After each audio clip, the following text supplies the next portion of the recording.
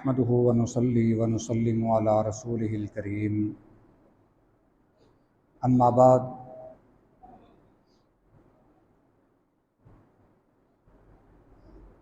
آج جو ہم حدیث مبارکہ پڑھیں گے اس کا ایک حصہ پچھلے درس میں ہم نے پڑھ لیا ہے۔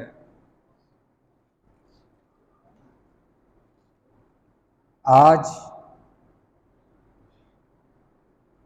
اس کا دوسرا حصہ پڑھیں گے۔ سیدنا عبداللہ بن عمر بن عاص رضی اللہ تعالی عنہما سے مروی ہے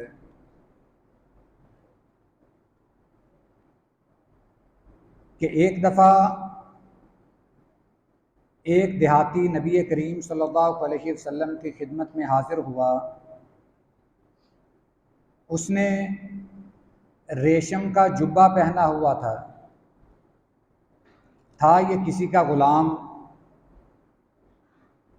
آپ نے جب اسے دیکھا کہ اس نے ریشم کا جبہ پہنا ہوا ہے تو آپ کو غصہ آ گیا۔ آپ نے اسے فرمایا کہ کیا تیرا مالک یہ چاہتا ہے کہ چرواہے کو اور آگے اس کے بیٹے کو عزت سے نوازے، بجائے اس کے کہ گھوڑ سوار اور اس کے بیٹے کی عزت کی جائے؟ جو گھوڑ سوار ہے اور اس کا بیٹا ہے اس کی تکریم کی جائے، اس کی عزت کی جائے۔ مطلب یہ ہے کہ دنیا ایسے کاموں پر مال خرچ نہیں کرتی جہاں خرچ کرنا چاہیے۔ ایک غلام کو ریشم کا جبہ دینے کی بجائے کسی مجاہد کو کسی جنگ کے لیے سامان مہیا کر دیا جائے، وہ اس سے کہیں بہتر ہے۔ اور دوسری اس میں علت یہ ہے کہ مرد کے لیے ریشم پہننا حرام ہے۔ ریشم اور سونا یہ دونوں مردوں کے لیے حرام کر دیے گئے ہیں، اس لیے بھی آپ نے غصہ فرمایا۔ پھر آپ نے حضرت نوح علیہ السلام کی وہ وصیت بیان فرمائی جو ہم نے پچھلے درس میں پڑھی تھی۔ حضرت نوح علیہ السلام نے اپنے دو بیٹوں کو اپنی وفات کے وقت اپنے پاس بلایا۔ حضرت نوح علیہ السلام دنیا سے جانے کی تیاریوں میں تھے، اور حضرت نوح علیہ السلام کی عمر کے بارے میں آتا ہے کہ حضرت نوح کی عمر تقریباً 1750 سال تھی۔ 950 سال تو انہوں نے تبلیغ ہی کی۔ ایک روایت کے مطابق ان کی عمر وہ 1750 سال تھی، اور جب وہ دنیا سے جانے لگے تو انہوں نے اپنے دو بیٹوں کو اپنے پاس بلایا اور انہیں یہ وصیت فرمایا وَآمُرُكُمَا بِلَا إِلَٰهَ إِلَّا اللَّهُ فَإِنَّ السَّمَاوَاتِ وَالْأَرْضَ وَمَا فِيهِمَا لَوْ وُضِعَتْ فِي كِفَّةٍ۔ میں تمہیں دو باتوں کا حکم دیتا ہوں۔ امام منذری نے یہ روایت مستدرک حاکم سے لی ہے۔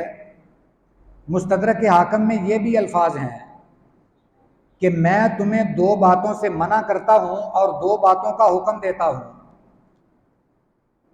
جن باتوں سے منع کیا وہ تو یہاں ذکر نہیں کی، مگر وہ دو باتیں یہ تھیں کہ اللہ کے ساتھ شرک نہ کیا جائے اور تکبر نہ کیا جائے۔ یہ دو باتوں سے منع فرمایا کہ ایک تو اللہ کے ساتھ شرک نہ کرنا، اور دوسرا تکبر اور غرور نہ کرنا۔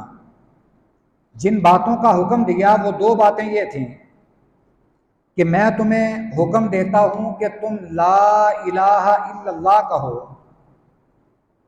لا الہ الا اللہ کہنا یہ ایسے ہے کہ جیسے زمین و آسمان کو اور جتنی بھی اس کی چیزیں ہیں جتنی آسمان کی چیزیں ہیں، جتنی زمین کی چیزیں ہیں، ان تمام چیزوں کو ترازو کے ایک پلڑے میں رکھا جائے اور دوسرے پلڑے میں لا الہ الا اللہ کو رکھا جائے تو یہ کلمہ وزنی ہوگا۔ اور پھر فرمایا کہ زمین و آسمان کی جتنی بھی چیزیں ہیں ان سب کا ایک حلقہ بنا لیا جائے، ایک دائرہ بنا لیا جائے، اور دائرہ بنا کر اس کے اوپر لا الہ الا اللہ کو رکھ دیا جائے تو یہ حلقہ لا الہ الا اللہ کا وزن برداشت نہیں کر سکے گا، ٹوٹ جائے گا۔ اب یہ دنیا اور آسمان کی جو چیزیں ہیں اندازہ کر لیں، یہاں کتنی کتنی مضبوط چیزیں ہیں، لوہا ہے، مختلف دھاتیں ہیں، بڑی بڑی عمارتیں ہیں، ان سب کو جمع کر لیا جائے اور صرف زمین کی نہیں بلکہ آسمان کی چیزوں کو بھی جمع کر لیا جائے، ان سب کا ایک حلقہ بنا لیا جائے، یعنی سب کو طے بطے رکھ دیا جائے اور اوپر لا الہ الا اللہ رکھ دیا جائے تو یہ چیزیں لا الہ الا اللہ کا وزن برداشت نہیں کر سکیں گی، ٹوٹ جائیں گی۔ اندازہ کر لیں کہ لا الہ الا اللہ کی فضیلت کتنی ہے، اس کا مقام کتنا ہے، اس کا وزن کتنا ہے۔ حضرت نوح علیہ الصلوۃ والسلام نے فرمایا کہ میں تمہیں یہ وصیت کرتا ہوں کہ تم لا الہ الا اللہ کہتے رہنا، اس پر کاربند رہنا۔ اور دوسری وصیت یہ تھی وَآمُرُكُمَا سُبْحَانَ اللَّهِ وَبِحَمْدِهِ، کہ تم سبحان اللہ وبحمدہ کا جو وظیفہ ہے یہ کرتے رہنا، اس کا میں تم کو حکم دیتا ہوں۔ فَإِنَّهَا صَلَاةُ كُلِّ شَيْءٍ، یہ جو سبحان اللہ وبحمدہ یہ کلمہ ہے یہ ہر چیز کی نماز ہے۔ وَبِهَا يُرْزَقُ كُلَّ شَيْءٍ، اور اس کلمے کے ذریعے سے ہر چیز کو رزق دیا جاتا ہے۔ دو کلمے اس حدیث میں بیان ہوئے، یہ مستدرک حاکم کی حدیث مبارکہ ہے، اور دونوں کی فضیلت اور اہمیت کا اندازہ کر لیں۔ لا الہ الا اللہ اتنا وزنی کلمہ ہے کہ زمین و آسمان کی چیزیں اس کا وزن برداشت نہیں کر سکتی، اور سبحان اللہ وبحمدہ یہ ایک ایسا کلمہ ہے جس کی وجہ سے ہمیں روزی ملتی ہے۔ ہم اللہ کی تسبیح بیان کرتے ہیں، ہم اللہ کی حمد بیان کرتے ہیں تو اس کی وجہ سے ہمیں رزق ملتا ہے، اور باقی جتنی بھی مخلوقات ہیں ان کا یہاں ذکر ہے کہ اس کی وجہ سے انہیں رزق دیا جاتا ہے۔ قرآن کریم میں سورہ نور میں بھی اس بات کا ذکر ہے کُلٌ قَدْ عَلِمَ صَلَاتَهُ وَتَسْبِیحَهُ۔ اس آیت کے پچھلے ٹکڑے میں ذکر ہے کہ زمین و آسمان کی جتنی بھی چیزیں ہیں اور جتنے بھی پرندے ہیں یہ تمام اللہ کی تسبیح بیان کرتے ہیں، اور وہ ہر مخلوق اپنی نماز اور اپنی تسبیح کو پہچانتی ہے۔ شاید ایک انسان ہی ہے جو اپنی عبادت کو نہیں پہچانتا، شاید ایک انسان ہی ہے جو اپنا مقام کھو بیٹھا ہے۔ اللہ تعالیٰ سے یہ دعا ہے کہ اللہ انسان کو اس کا حقیقی مقام عطا فرمائے۔ اور یہ دو کلمے جو میں نے بیان کیے ہیں کہ ایک لا الہ الا اللہ یہ ہماری زندگی کا معمول ہونا چاہیے، یہ بہت زیادہ وزنی کلمہ ہے، اور دوسرا سبحان اللہ وبحمدہ یہ کلمہ بھی اپنی زبان سے جاری رکھنا چاہیے۔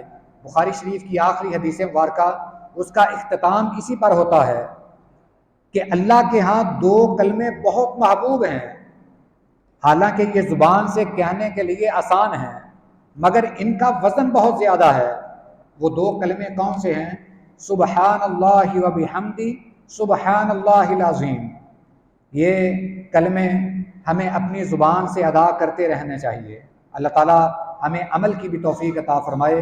وآخر دعوانا الحمد للہ رب العالمین۔